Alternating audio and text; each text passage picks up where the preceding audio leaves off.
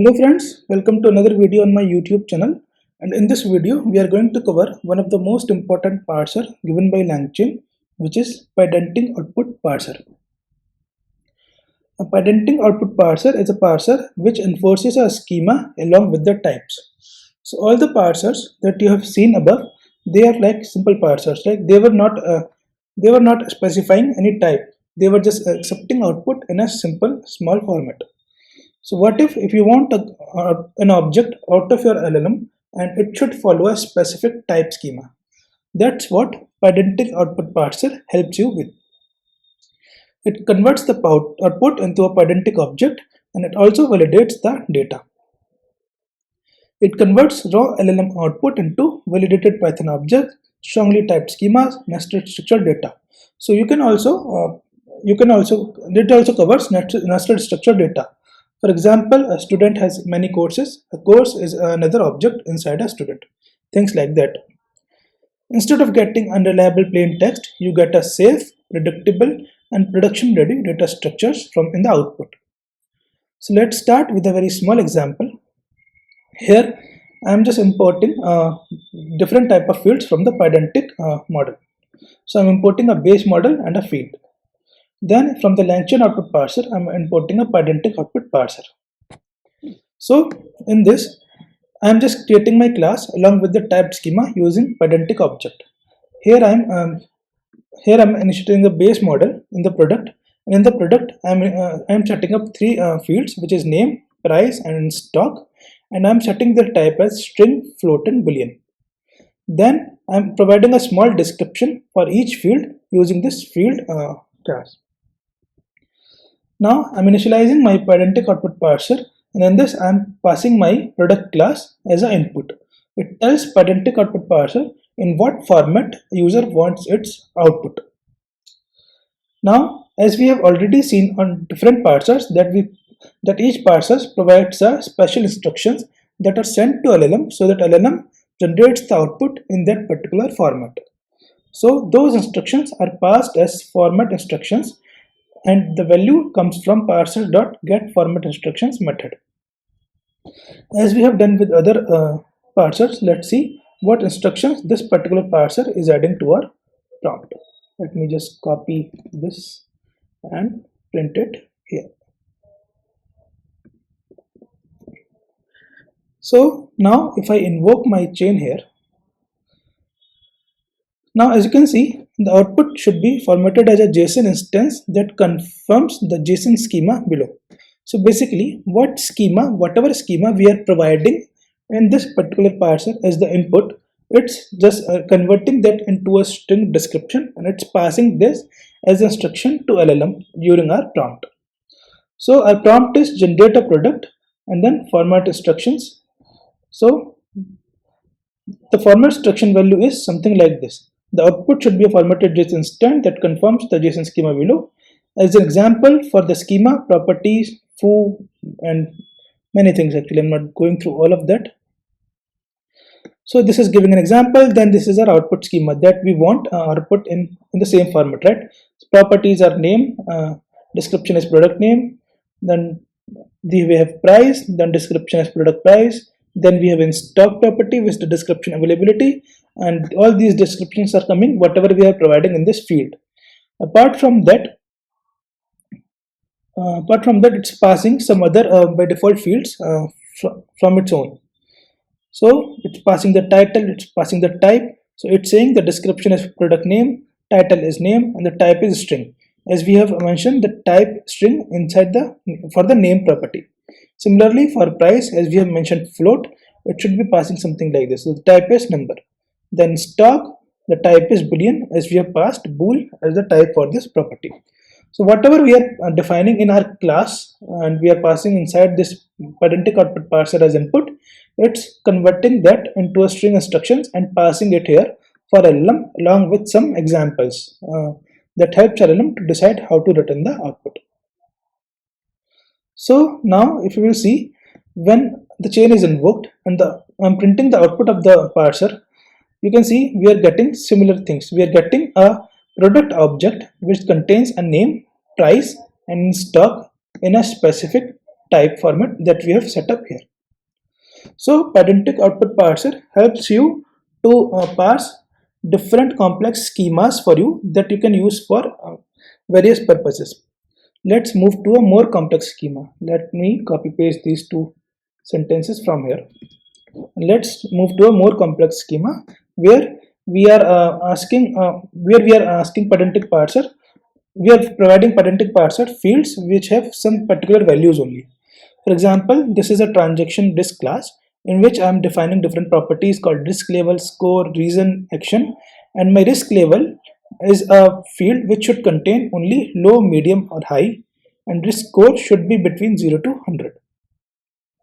Then reason is a string, and action is also a kind of enum which is allow, review, and block. When I'm passing this to my Pydantic output parser and I'm adding format instructions inside my prompt, let's see how it provides instructions to the LLM now for these kind of input. So here is my prompt, which is a fraud detection prompt. I'm trying to detect the fraud from a payment platform, and I'm just passing the transaction details inside my prompt. So all these variables I'm passing in my prompt, which is amount, currency, country, method, and the failure. All these values I am passing while invoking my chain as a dictionary, like amount, currency, country, method, failure, and format instructions as well.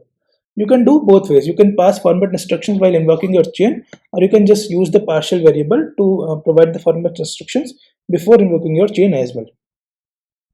Now let's run this section again just to see the output of the parser's format instructions in the LLM. So as you can see, LLM is giving me the output in the similar manner as we have defined in this transaction risk, which is risk level, risk score, reason, and action. So risk level is high, one of the values we have provided in this field. Then risk score is 85, between 0 to 100. Then there are different reasons, which is a list of strings. So we have provided list of strings, right? So for in case of multiple reasons are there why the transaction is risky, so it's providing all the reasons in a list. Then action is block, which is like allow, review, and block, one of the values provided by yes. If you will see the instructions that this parser is passing to the LLM is something like this whole huge block. So this is similar. The output should be formatted as JSON instance as we have seen above. And the example, the same example, foo, bar, and everything. So this part is same as above. The part that is changing is new schema. So in this new schema, the properties are now different, which is risk label, description is this, title is this, type string, and so on. So based on your schema that you have defined and passing in the Pydantic output parser as input, this section will change, and hence the instructions to the LLM will change. So let's move to another complex example, a nested example. Here I have an experience class, then I have an education class, then I have a candidate class, in which it has a list of experience and an education. So this is a nested structure, right? Now I'm doing same thing. I'm passing this candidate class as a Pydantic object inside my parser as the input, and then I'm adding format instructions as a partial variable this time. My input variable is a resume. So I'm passing a resume, and then I'm extracting the details out of it according to this structure, and I'm using the structure as a Pydantic object. So same thing, let's print the format instructions here as well, and then let's invoke this section again. Let me do that. Now if you will see, the output is this part from the parser is exactly same as above. The part that is changing is this. So if you will see, for a nested structure like experiences and education, let's see how it handles things. So initially the definitions are educations. Education is a property. Just a second. Oh, the education came on top actually. So it started with the education. So education is another object, right? So as you can see in the simple classes, it was starting as a properties, which is list level, and then other properties, then the description and other properties and all. But now we have a nested structure, like our fields are not a simple string, boolean, or a number, right? They are another class.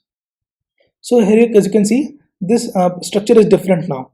Now it is a definition. Instead of properties, it's a definition, because education is another class, and education has following properties inside it. which is like degree, university, and then I think graduation year, and after that something called required. What we have there? Graduation year only, right? Yeah. Then it's telling required properties like degree, university, and graduation year. I think we have set up them as required. Okay, not setting them optional, right? So that is why it's treating them as required properties. Then after the education field is over, it should be setting up experiences, which is experience. And experience have these kind of properties, which is company, role, and whatever we have set here: company, role, years, and technologies. So here are years, and then it's technologies. Here is the company, then role, then years, and then technology. Then after that, we will it will be covering all the remaining properties from our first object, which is candidate. I think those will be full name, email, phone options. Those will be at the last, if I believe. So this is full name, email, and everything, right? So this is how it generates the schema out of the object that you are passing it inside the input, and it passes this whole instruction, the huge set of instructions, to the LLM so that it returns you output in the specified format.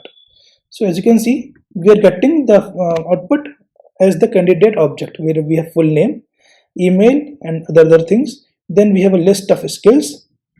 Then experience is another experience object, which has company, role, years, and we have a list of experiences. I think this is a list. Yeah, list of experiences. We have list of experiences. Then after that we have technologies in a array format, which is Java, AWS. Then we have education in as an education class, which is degree, university, and graduation year. So Pydantic output parser returns you the output as the class that you are passing in the input. It also checks the type of the value that is being written.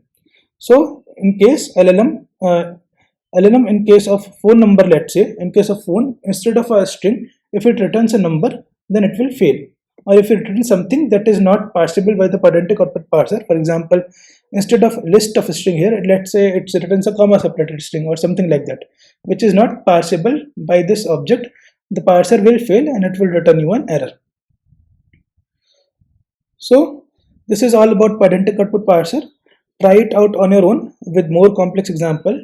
Check out how it changes the instructions, how the schema is changing from the parser for different complex classes, and you will get a hang of it.